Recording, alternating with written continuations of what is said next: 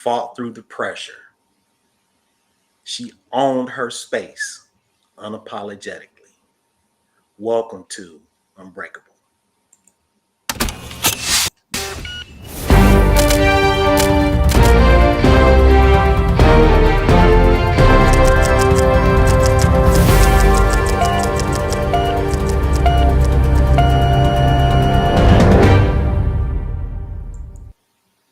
All right, all right. Happy Friday, everybody. Hey, look, I am here with Unbreakable, and I have my first guest, and we will be having a guest on every Friday. But this guest is super special because she is Miss Corporate America, and her journey has been totally amazing. The things that she had to overcome, things that she had to push through, pressure that she had to fight, just odds that totally didn't break her. And we all get knocked down, but we must get back up. And I am so excited. Miss Corporate America, thank you for joining Unbreakable. Happy Friday to you. Thank you. It is my pleasure to be here. Yes, yes. And so, can you just share what is exactly Miss Corporate America? What exactly is that? Miss Corporate America is a national platform that celebrates and empowers women who are making an impact in a big way in business and in their communities. So it's a Okay, national platform that allows women to amplify their voices, share their mission, and inspire others to lead with passion and heart. okay, okay. So look, I was there when you won the title. I was in the room. I thought your answer when they asked the question, "What would you do if you could go back and change anything?" Do you remember that? Oh, yes, I do. They threw me a curveball because they had 25 questions that they sent us all in advance, and they said, you don't know which question you're going to get, but these are the questions that you could be asked. And they ran out of questions because I was Mrs. Washington. So they ran out of questions, and they said, we're going to take a question from the audience. I'm like, of course we are. Right. and um, they threw me that curveball and asked me that. So do you remember what the question was? Yes, if I could go back in time and redo a decision, what would I do and why? And what was your response? My response was I wouldn't change anything because all of the good, the bad, and the ugly things brought me to the place of who I am today. And that is a shining example of light and hope and goodness to the world. And I'm alive and on fire. And that's beautiful. That was very awesome. I said, oh my goodness. I said, I love that because sometimes we think some of the things that knock us down breaks us, but that's what really makes us. It shows us the ability to overcome. It really introduces us to us needing something different or higher in our life that brings us power that we need to get to know. For me, I'm a Christian, so I plug into the things of God because it's only been Him that was able to get me through some things. But it was just a beautiful answer. And so, how did you get on that journey or on that particular road to Miss Corporate America? How did that all start for you? It all started with the founder, Anissa King. She saw my profile on LinkedIn, and it's funny because someone had encouraged me to really beef up my LinkedIn profile. And I didn't know LinkedIn was such a big deal, and it was so important to put all these things on there. But he told me, and he was chief of staff for a very high level company, Microsoft. And he said, get your LinkedIn together and do all of it. And I'm like, okay, I will make my LinkedIn an all-star LinkedIn. And so I just put all my volunteer stuff, all my executive experience. And one of the things Miss Corporate America looks for is a woman who has been a high level executive for a number of years, but who has also given back very significantly to her local, national, or global community. And I have served around the globe in South Africa, Peru, Chile, Brazil, Greece, and all across the US. And so she reached out to me and said, "Hey, I really think that you would be an incredible Mrs. Washington. You should compete from your city to win for your state." And that's how it kind of got started. So off screen, we had an opportunity to kind of share about the avocados and eating one day, eating one avocado a day, and that was all you had to eat on one of your overseas journeys. Yes. So I was on a mission in Africa, and I actually had my mission. I was on a medical mission, and I had my team. They were only there for 14 days, but I knew that God had more for me with these particular kids in this haven than 2 days, because that was one of the pit stops. And I'm like, God has way more for me than 2 days with these kids. So I reached out to the founder and the house mother and the founder of that haven, and I said, would it be possible if my mission team left me behind and I stayed and helped these kids for longer? And she was thrilled about it. Wow. And she said, absolutely. And we didn't have a lot always, so I would do Bible studies with them every night. I would I would tutor them after school, help them learn math and reading, whatever it is that they needed. But we were struggling with resources, and they still need resources today. Not just in education, but we were eating garbage that had been thrown out from stores just to survive. And Wow. my system was not used to that, and I hated avocados my whole entire life. I don't know why, but it was just not my thing. And the only thing that I could tolerate were the avocados that had been thrown out. And sometimes I would only have, one avocado a day. And man, it was the best thing I ever tasted when I finally got to eat that day and I had my avocado. And so to this day, I will straight up eat an avocado with salt on it right by itself, because it just takes me back to that time where, yes, situations were hard. I was sleeping on like a cardboard bunk bed. We were eating food that had been thrown out from stores, but it was one of the most joyful, powerful times in my life, because I wasn't just feeling joy or feeling love. I was being joy and being love to kids who needed it the most, who had been abandoned, rejected, thrown away like they were nothing. And I was there to tell them, you are somebody and I love you. And they could just feel it from me. And they would see Wow. me across the field and they would just come running to hug me. So it was an amazing time. But yes, that is the avocado story. Wow.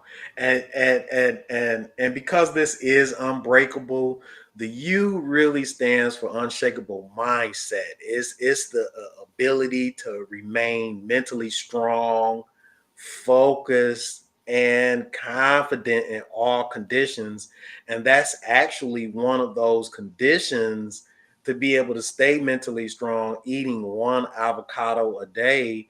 It really sheds light on things that people take for granted, like basic food. And when you don't have it, how do you operate? How do you still move and forge and go forward in those type of things? And so that was definitely I thought that was really a good, because eating something that you don't even like because there's nothing else to eat, kind of reminds me of, I growing up I never ate the ends of bread, in a loaf Oh, of bread. The ends yes. I would never eat them until I went to college. and I'm in the dorm room and you don't have anything to eat on the weekends or on Sunday, look, those ends made the best peanut butter and jelly sandwiches ever. And to this day, I don't waste the end pieces of bread.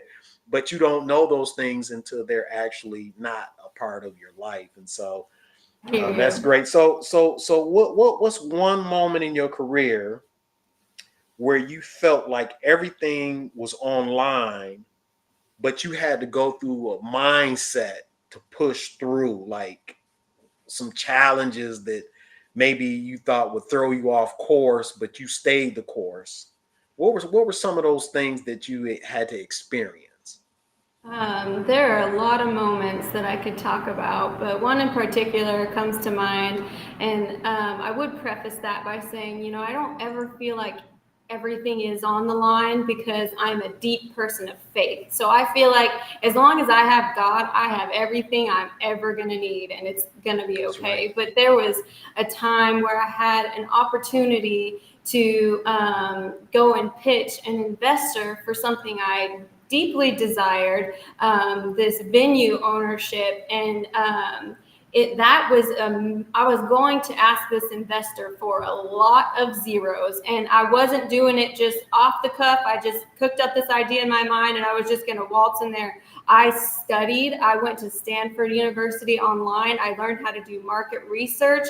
I learned how to do pitch decks. I learned how about venture capitalists. I learned about angel investors, all of it, and I had everything all together.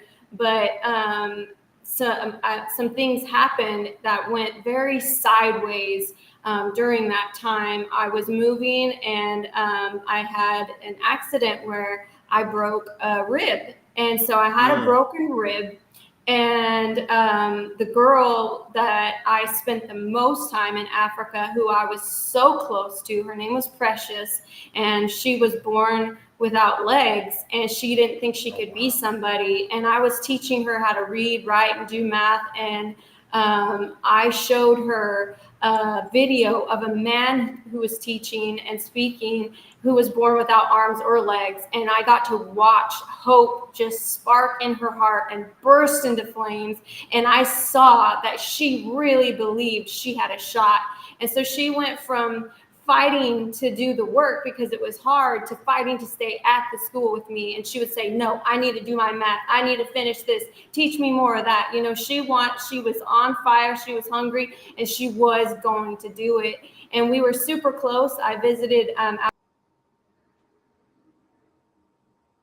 Uh-oh. It looked like we may have lost her. Not quite sure what that technical difficulty is, but you know what? That happens when you're doing podcasts. Hopefully, she'll be able to pop right back in. And, just her ability to go through some of the things that she went through. And I wanted to bring her on because as an athlete, there are things that we don't prepare for. Here she goes. She's popping back in. Yes. hey Look. there. Hey, It's look. This is unbreakable, baby. We prepared Yes, for the so I don't know pressure. where you lost me, but it said connection lost, reconnecting. So let me know where I lost you. Yeah, so you were just talking about the one young lady who just wanted more training. She wanted to learn more. She wanted to know more. And she started to become more unstoppable because she really gained some momentum. Yes, so she had been lit on fire with hope, and I was really close to her. Her name was Precious, and so I'm preparing to go and deliver this pitch. I had studied for months, and I had all my ducks in a row. And then I had an accident, broke a rib. So every single breath felt like somebody was stabbing me in the lungs, and I couldn't hardly move. And I couldn't move without pain. I couldn't breathe without pain. And then this girl I'm speaking about, Precious, she died of a health battle, and that almost destroyed me. I screamed with everything I had inside me when I heard that she died because I truly believed in my heart I would see her again and see her thrive. And suddenly she was gone from the world. And so losing her and being in that kind of physical pain and still having that opportunity and that appointment, it's like I have a choice. Do I just um, shrink down and quit? Is that what she would have wanted me to do? Look how hard she was fighting. Right. So I said, no, I'm going to do this and deal with this. And I had to drive um, several hours to a different state with a broken rib and just losing a child that I was so close to go deliver this pitch and to ask for a lot of zeros. I'll just tell you, it was over $10 million. And the investor told me, I don't think you're asking me for enough money. Oh, So, okay. I showed up even in spite of being broken. I literally had a broken rib and a broken heart. And I pushed through anyway. Right. And you know what's really interesting about that? That actually kind of falls into a lot of different categories. The L is the leadership under fire, and that's really performing under stress and under pressure, forging when you hurt and you have a broken rib. You just lost, someone that you were sewing into, and those moments can make you question life and what really is going on. And somehow, God was able to help you move through some things to get to some things. And that really is so like God. And it's really your leadership being cultivated and being under fire, and you being able to control the narrative just by moving forward and just being unsure. But I think probably for me, just knowing that you were able to help somebody who in their last moments you gave them life, you gave them hope. That was God working through you. But then you turned around and a guy said, "Hey, you didn't ask for enough money. 10 million, that's not enough money to add, you need to ask for some more money." And so that was absolutely amazing. So if you could go back and coach your younger self, what would be a couple of things you would say about resilience, pressure, or failure? I love that question. And this is something that not a lot of people know about me, but I used to box and I had Really? yeah, former professional UFC fighter who was training me. And he had this little chihuahua named Punchy. And when we would train, he would run behind me on the track with Punchy, his little chihuahua, and they would be yelling at me. It was like training day, and he would yell out all these combinations, and I would be throwing right hooks and uppercuts. And if I would go back and coach my younger self, I would bring up that story because I always hear the voice of Rocky, and that is what I would tell my younger self. Let me tell you something you already know, and that's straight from Rocky. The world ain't all sunshine and rainbows. It's a very mean and nasty place. And I don't care how tough you are, it will beat you to your knees and keep you there permanently if you let it. Me, nobody is going to hit as hard as life. But it is not about how hard you hit. It's about how hard you can get hit and keep moving forward, how much you can take and keep moving forward. That's how winning is done. So I would Ooh, tell that to my younger self. yes. That is so powerful because when you're younger, you don't think you're gonna get hit.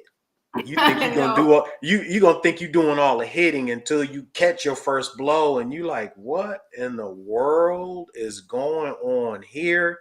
And I remember kind of my first dash of just getting all the hope and all my dreams knocked out was when I got injured and had a 1 percentile injury playing Big Ten football. And it broke me down.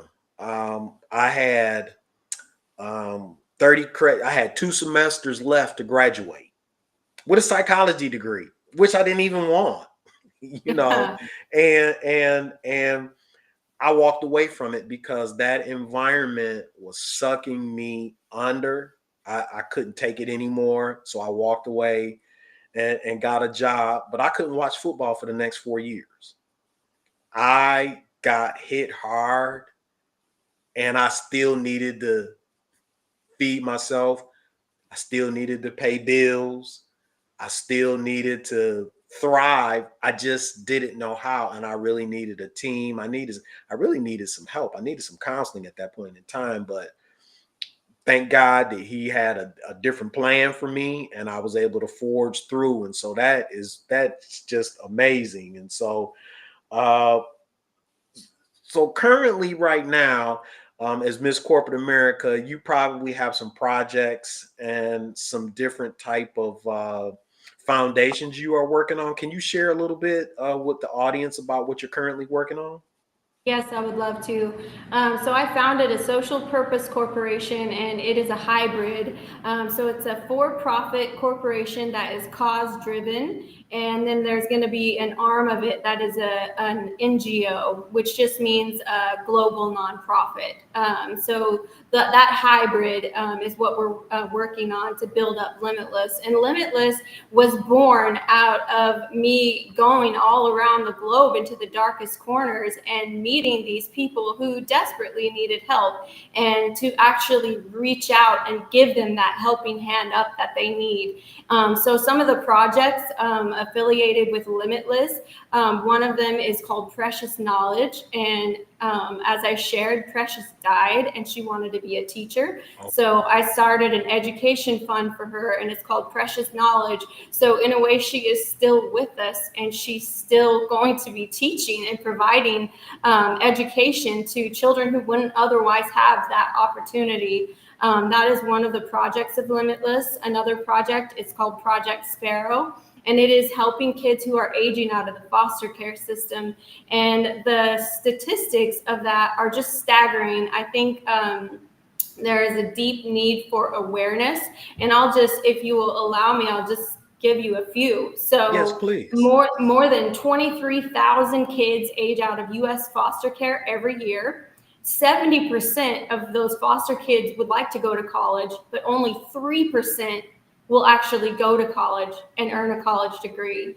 1 in 4 won't even graduate from high school. 60% of boys age out and have been convicted of a crime. 1 in 2, so 50% who age out develop a substance abuse problem, and 7 in 10 girls who age out will become pregnant before the age of 21. Wow. And those those statistics and those facts just are like a gut punch to us, and we need to do something about it. So there are a lot of incredible organizations that are working on it, but it is a heart cry and a heart passion and a project of Limitless to help those kids, and that's called Project Sparrow. Wow, that's absolutely phenomenal, and we do need to pool resources together, which is I'm really glad that you were able to be on the podcast today to be able to share with what your mission is and what you're trying to do. And hopefully, as we promote you and your Limitless project with Precious Knowledge, is that it? With Precious Knowledge, that we're able to continue to affect as many people as we possibly can. To the world needs that. It needs projects like what you're doing, and unbreakable, because like you said, life will knock you down and keep moving and not care anything about you. But the grand thing is we don't have to stay in that position, so we can reach one, teach one, and help as many as we can along the journey, collaborate like that. And so as we get ready to bring things to an end, what what are a couple of things that you would want people to know if you were to share some success principles with them? What would be one, two, or three things you would share with people to follow, and no matter Uh, what pressure is, they would be able to thrive? I would share my three limitless principles, and that is vision, will, and unity. Vision, you can't hit a target that you can't see. You got to know what your vision is and go after it with all you have. And the will, so just that unstoppable, unbreakable force. Gandhi said, strength does not come from physical capacity, it comes from an indomitable will. And then lastly, unity. We are not built to be lone wolves. We need each other, and we are better together. And when we work together and when we are unified, we can accomplish so much more than we ever thought possible. And that's also, as a person of faith, that's also unity with God, because when you put your arrow in God's hand, He will send it so much further than you ever could on your own.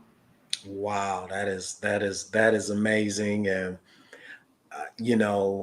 those three principles. It doesn't matter whether you are in the corporate office, if you are on the front line, if you are in a job, or if you are a manager, or if you are in leadership, if you are in a relationship, if you're an entrepreneur.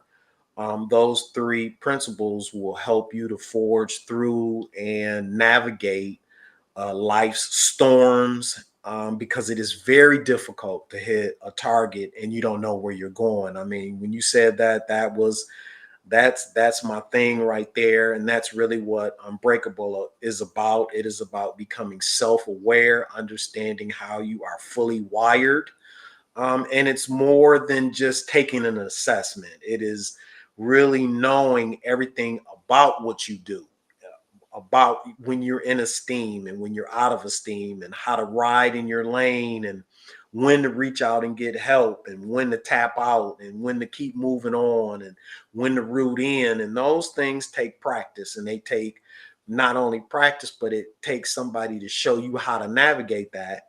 Just like when we were younger, my dad would always show me how to cook. So I love cooking. In my home with my wife, I cook 95% of the time. But I love Lucky cooking. lady. Yeah, yeah, yeah, yeah. I try to do fine dining over here. But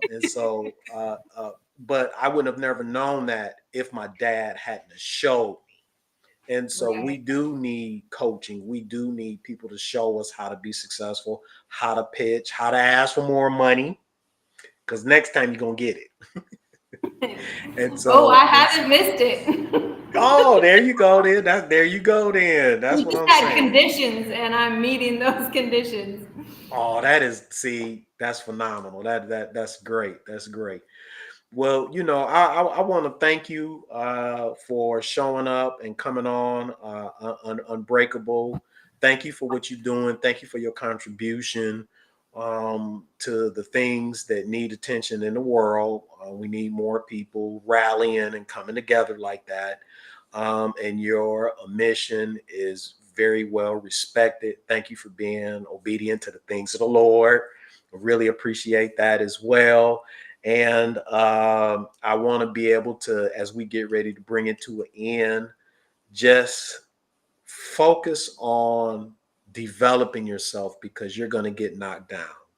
I wrote a paper, an article called Your Armor Was Made for Dents.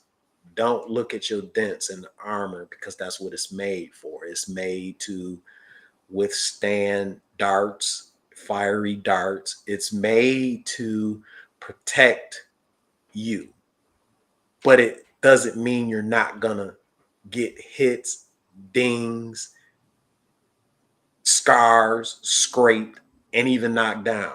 But you always have the ability to get back up. Hey, I'm Kevin C. Bozeman. Thank you, Miss Corporate America here. Everybody have a great weekend. Stay safe, and we will see you